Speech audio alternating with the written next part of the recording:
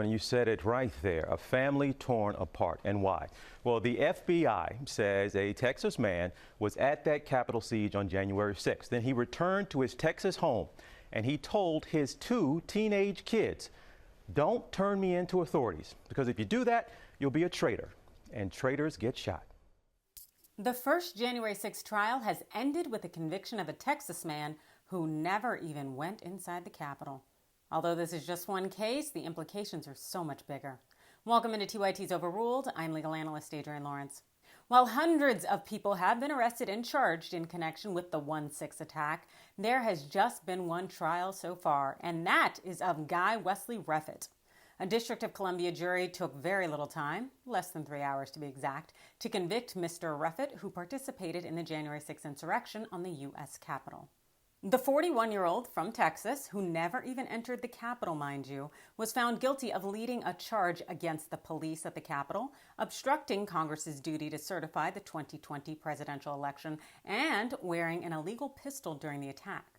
Reffitt, who is an oil field worker, was also convicted of threatening his teenage children in hopes of keeping them from turning him in after the attack. His 19-year-old son, however, ended up turning him in and testifying against him. But based on the evidence, this Reffitt character practically turned himself in.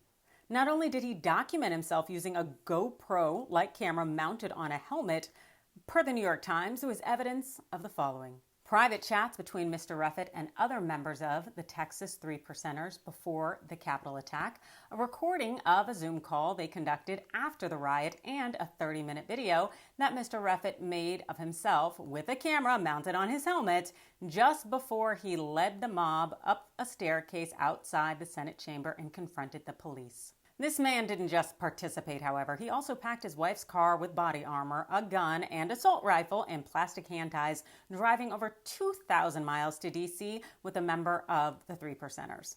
So what do the consequences look like? Well, on the obstruction count alone, Reffitt is currently facing a maximum of 20 years in prison. Let's talk about the bigger implications. Reffitt could have pleaded guilty, but he decided to roll the dice. It took a D.C. jury less than 3 hours to throw the book at him. He's now facing a minimum maximum of 20 years. Now, there are hundreds of other defendants who are out there and pleading not guilty. They're watching this case, and their attorneys too. And they got to see how quickly the jury decided not to side with their shenanigans, but to hold them accountable, leaving them at the mercy of a federal judge.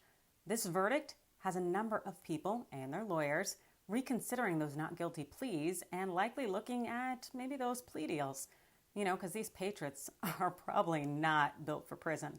And also, with such a fast and favorable verdict, prosecutors are probably feeling themselves when it comes to pursuing these cases, so I'm sure those pleas aren't looking as, hospitable as they were before. But what do you think? Do you think a lot of these insurrectionists are now reconsidering their plea deals?